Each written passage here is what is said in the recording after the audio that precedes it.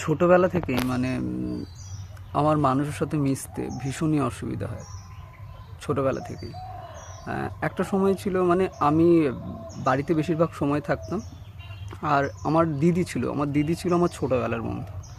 তার সাথে আমার দীর্ঘটা সময় কেটেছে। দিদি বিয়ে হয়ে যাওয়ার পর আমার স্কুলবেলা শুরু হয়ে গেছিলো তখন। তো স্কুলে গিয়ে আমার বন্ধু তৈরি হয় বেশ কয়েকটা। প্রথমে চারজন, তারপরে আস্তে আস্তে আরও কয়েকজন অ্যাড হয়। তো ওরাই এখনও পর্যন্ত আমার বন্ধু, এবং ওদের সাথে আমায় সবচেয়ে বেশি করে দেখতে পাওয়া যায় যেখানেই হোক। এবং এর বাইরে আর তেমন করে কোনো আমার একটা বন্ধু নেই। আর কলেজে সারা কলেজে আমার একজন বন্ধু ছিল, যার সাথে আমার কথা হতো, এখনও তার সাথে কথা হয়। এছাড়া সোশ্যাল মিডিয়া থেকে কয়েকজনের সাথে বন্ধুত্ব হয়েছে, যেটা লেখার সূত্রে আর ছবির সূত্রে। তাদের সাথে খুব ডিপলি কথাবার্তা হয় ছবি নিয়ে, লেখা নিয়ে।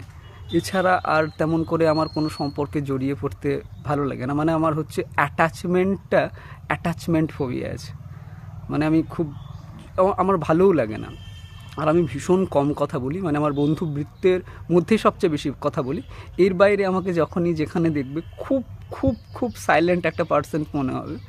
বাট না, আমি যার সাথে মিশি একদম পুরো যদি তার সাথে মিশে যেতে পারি, তার সাথে প্রচুর কথা বলি, না হলে আর কারোর সাথে তেমন করে কথা বলি না। আমি যখন ট্রেনে কোথাও ট্রাভেল করি, তখন আমার চেনা কোনো মানুষ যদি একই কম্পার্টমেন্টে ওঠে, সেখানে আমি উঠি না, আমি অন্য কম্পার্টমেন্টে গিয়ে উঠি। কেননা ট্রেনে যখন যাই তখন আমি বই পড়তে পড়তে যাই। আমার ওই মুহূর্তটা কোনো চেনা মানুষ থাকলে কথা বলতে বলতে যেতে হবে, এটা আমার খুব অস্বস্তি হয়। এছাড়া রাস্তাঘাটে যখন আমি চলাফেরা করি, তখন যদি কোনো চেনা মানুষের সাথে আমার দেখা হয়, আমি চেষ্টা করি এড়িয়ে যাবার, কিন্তু কখনো কখনো চোখে চোখ পড়ে গেলে কথা বলতে হয়, সামাজিকতার খাতিরে। বাট আমি খুব একটা সামাজিক নই। আমার সবচেয়ে বেশি নিজের মধ্যে থাকতে ভালো লাগে, এবং নিজের ঘরটাকে সবচেয়ে বেশি ভালো লাগে, নিজের বইপত্র সবচেয়ে বেশি ভালো লাগে। আর কিছু কাছের বন্ধু বান্ধব আছে যাদের সাথে কথাবার্তা হয়। এবং আমার ফোন আসলে যেটা হয় যে, আমার ফোন আসলে প্রচণ্ড বিরক্ত লাগে, ভীষণই বিরক্ত লাগে।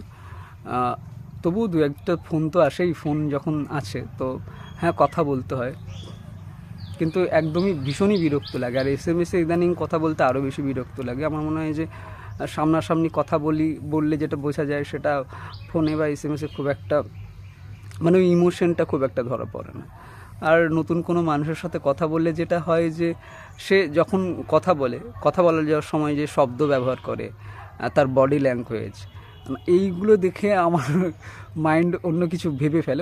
তখন আর কি যে এত বেশি অ্যানালাইজ করে ফেলি সব কিছুতে, যে আমার খুবই অসুবিধা হয়। এবং ওভার থিঙ্কার মন তো আগে থেকে অনেক কিছু ধরে ফেলি, ফলে মানুষের সাথে মিশতে আমার প্রচণ্ড অসুবিধা হয়। আমার মা তো ভীষণই বকাবকি করে, কারোর সাথে মিশিস না কোথাও। ওটা রিলেটিভদের বাড়িও খুব একটা যায় না। খুব ছোটোবেলায় আমাকে যেসব বাড়িতে নিয়ে যাওয়া হয়েছে রিলেটিভদের বাড়িতে, সেই সব মানুষদেরই চিনি, এবং সেই সব মানুষের সাথে কথা বলি। এবং খুব বেশিও যে বলি এমনটা নয়। সবাই ভাবে আমি ভীষণ সাইলেন্ট একটা পার্সন। একদম এমনিতেও আমি খুব কম কথা বলি। আমার এক মাসি, আমার ছোটো মাসির ছেলে মেয়ে, ওরা আমার থেকে আবার এক লেভেল ওপরে, তারা তো আরোই